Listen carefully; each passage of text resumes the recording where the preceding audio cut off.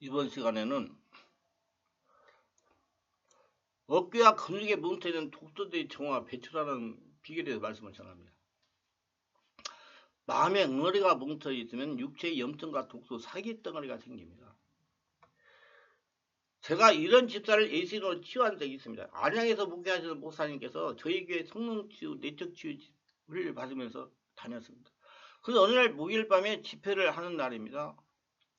집회가 끝나가는데 목사님께서 하신 말씀이 자기네 교회 집사인데 팔이 마비돼 올라가지 않는다는 겁니다. 팔이 올라가지 않을 정도로 팔이 마비가 된 것은 분노를 바라고 혈기를 내며 스트레스를 받아가지고 근육에 사기가 뭉쳐 생긴 것입니다. 그래서 나와서 앞에 나와가지고 내가 성령 안수를 하면서 성령 임재를 요청 안수를 했습니다. 그러자 성령의 역사로 막을 쓰면서 한동안 발작을 하다가 기침을 사정없이 했습니다. 제가 마비된 팔에 손을 얹고 예수님의 명언이 팔에 마비되어 뭉쳐진 사기덩어리에 녹아들지어다 풀릴지어다 하면서 한 5분 동안 한수를 하니까 기침을 사정없이 온몸을 토하면서 사기덩어리에 뱉죠. 반드시 쏟아내야 됩니다, 여러분. 그냥 싸게가지고 안 돼요. 성령님께서 치유가 되었다고 감동해서 팔을 올려오라 했더니 아주 잘 올리는 것입니다. 제가 물었어요. 언제부터 이렇게 되었어요? 그때 한 20일 정도 되었다는 겁니다. 한여가 얼마나 그 팔이 하나가 마비가 됐는데 얼마나 젊은 사람이 30대 중반인 것 같던데. 야, 놀랬겠어요. 팔이 하나가 안 올라갔는데 오른팔인데 그것도. 한 20일 정도 됐다. 한의원 가서 침을 맞고 정형외과 가서 물리치료를 받아도 치유가 되지 않아가지고 장애인이 되는 줄 알았더니 하나님의 치유가 되어 감사하다는 것입니다. 예배를 잘 드리고 성령 충만한 생활을 하고 성령 안에 법문기를 잘하라고 당부하고 돌려보냈습니다. 집회가 끝나고 집으로 돌아갔어요. 제가요. 근데 제 사모가 이렇게 말하는 겁니다. 목사님, 그 목사님 사모님이 말씀하시는데요. 그 집사가 문제가 있는 집사라는 겁니다. 팔이 마비되기 전에요. 주일 저녁 예배를 맡고 목사님에게 왜 듣기 좋은 말씀도 많은데 영적인 성령의 역사가 일어나는 그런 귀신 소리가 드러나는 설교를 해가지고 마음에 거부가 일어나게 하려고 따지면서 시비를 걸면서 2시간 정도 따지고 돌아갔다는 겁니다. 근데 아침에 일어나니 팔이 마비가 되어 올라가지 않는 것입니다. 얼마나 놀랐겠어요. 그 영적인 설교했다고 더러운 영의 역사가 일어나면 사람이 괴로울 수가 있다고 이 얘기했다고 목사님한테 따져가지고 그런 얘기 하지 말라고 앞으로. 그런 집사들이 있으면 여러분 조심해야 돼요. 진짜. 직장에 가서 사정을 이야기하고 치유받기 시작했는데 치유가 되지 않는 것입니다. 당장 목사님을 찾아 물을 붓고 용서를 구하고 안수를 받아 치유가 되지 않는 것입니다. 이리저리 다니면서 치유를 받으려도 치유가 되지 않으니까 목사님이 저에게 데리고 온 거예요. 목요일 밤에 데리고 가세요. 와서 5분 만에 20일 동안 치유받으면 팔을 치유받은 것입니다. 이 집사가 팔이 마비된 이유를 여러분들 말씀을 듣는 분들 판단하시기 바랍니다. 모두가 다 제가 이 얘기하는 것을 잘 알았으면 이유를 알 수가 있어요. 스트레스를 받은 거예요. 왜 어떤 경우가 누가 스트레스 그 사람에게 역사하는 더러운 귀신이 스트레스 받겨요. 그 소리가 목사님 말씀한 영적인 소리 귀신 얘기에 성령 역사가 일어나는 말씀을 하니까 듣기 싫으니까 그 개척교회 여러분 목사님들 성도들이 그렇게 생각해요. 여러분 영권이 없으면 안 됩니다. 성령 역사 개척교회 가서 살아갈 게 쉽지 쉬운 문제가 아니에요. 그러니까 예배 끝나고 저녁 예배 끝나고 붙잡아 놓고 2시간 이상 해가지고 그렇게 막 시비를 걸고 마음을 아프게 만든 거예요. 그러니까 그만큼 근데 여러분 제가 여기서 한 가지 말씀드리는데요. 그렇게 시비를 걸고 뭐하고 그러면 상대방도 상처를 받지만 자기 안에 신기에 막 큰 심령에 응어리 상처가 맺힙니다. 그렇기 때문에 여러분 그런 스트레스 상처를 사람에게 풀려고 하는 게 기도가 성령에서 풀어가시길 바랍니다. 그게 현명한 방법이에요. 자기 안에 상처가 남아있지 않게 하는 거예요. 여러분 자꾸 사람들이 상처 주는 사람 자기 안에 상처가 굉장히 많습니다. 그래야 뼈골이 상해가지고 늙어서 가기 전에 그 고통 다 당하고 갑니다. 그러기 전에 빨리 해결해야 돼. 예수 믿는 사람 이 말씀을 듣는 분들 그러기 전에 빨리 성령의 역사 가운데 깊이 기도해가지고 풀어내세요. 그래야지 저 천국에 가실 때 편안하게 그냥 기도하다 가실 수가 있어요. 그거 다 해결하고 합니다. 통증이 일어나는 거.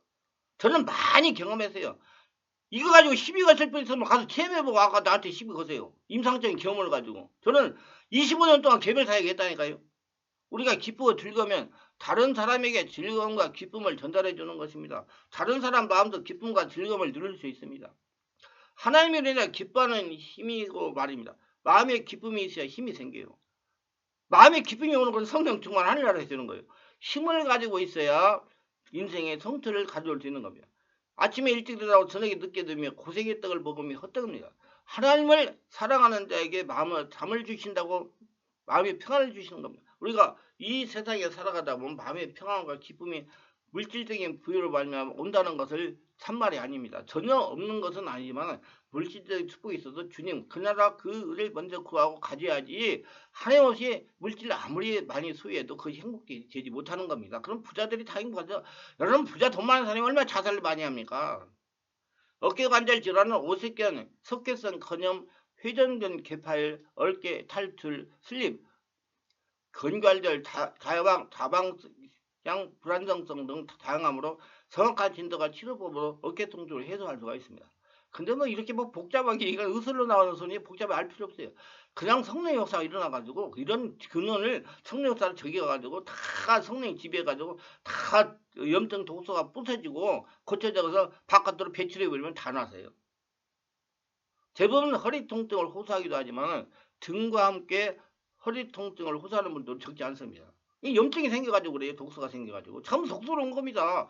그거요, 여러분. 내가 언젠가 우리 동네 옆에 대중 목욕탕에 가서 목욕을 하는데 어떤 어르신 한 80 정도 된 어르신이 이렇게 얘기를 하더라고요.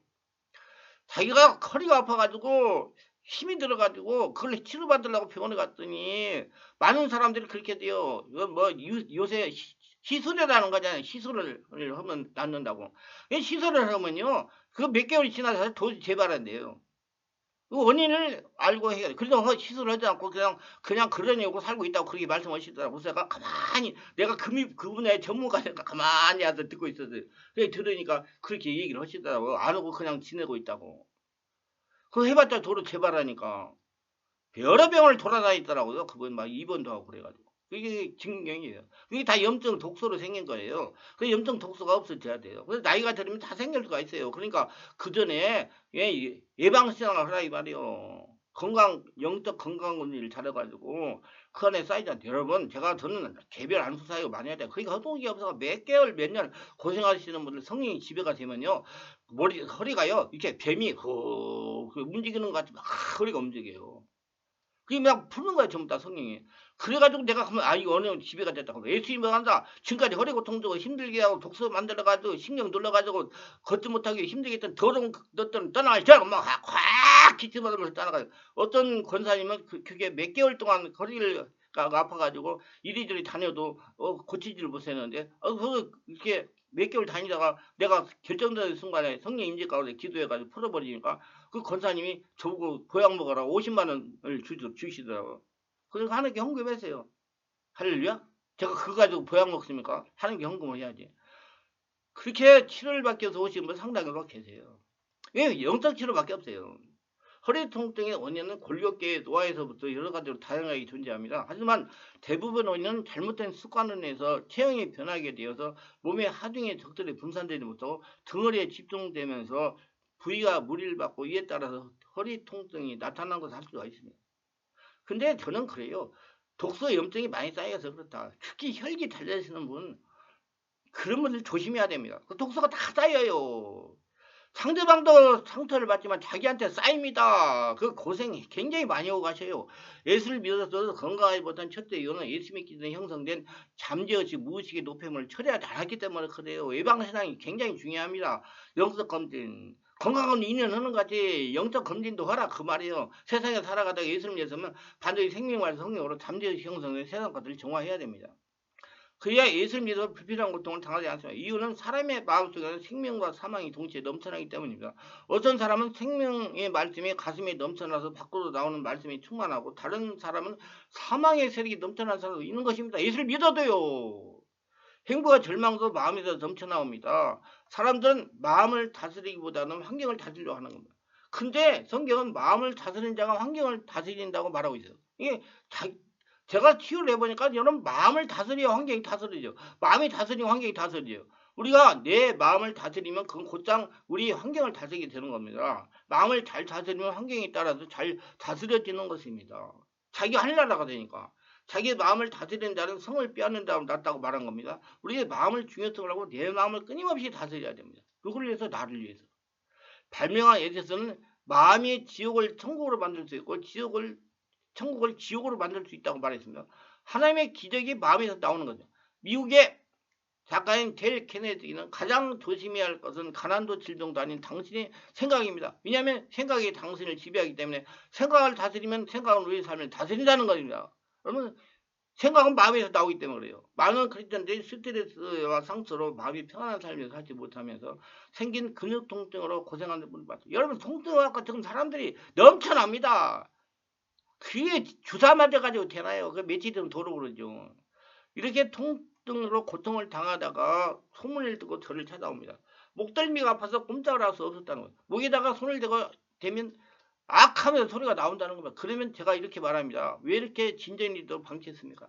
그래서 목덜미에 손을 얹으면 자질하게 소리를 지르며 성령 역사가 목덜미를 장악하도록 합니다. 어느 정도 장악이 되면 예수님 병원의 목덜미에 뭉쳐진 사기는 풀어질지어다. 독소는 풀어질지하면서 환자에게 호흡을 들이쉬고 내쉬면서 기도하라고 합니다. 왜 기도를 해야지 성령 역사가 일어나가지고 풀어지니까요. 조금 지나면 하품이나 기침이나 트림을 통해서 사기가 떠나가기 시작합니다. 계속 기도하다가 지금 또 아픔이 가면 이제 아프지 않습니다. 기침이나 하품이나 트림이나 소리로 떠나가니 통증이 없어진 겁니다. 목 디스크도요 금방 없어지는 분이 굉장히 많아요. 그렇기 때문에 분명하게 목설미 통증을 일으키는 인격적인 존재가 있었다는 것입니다. 인격적인 존재가 성령으로서 떠나가니까 치유가 된다. 왜 인격적인 존재는요.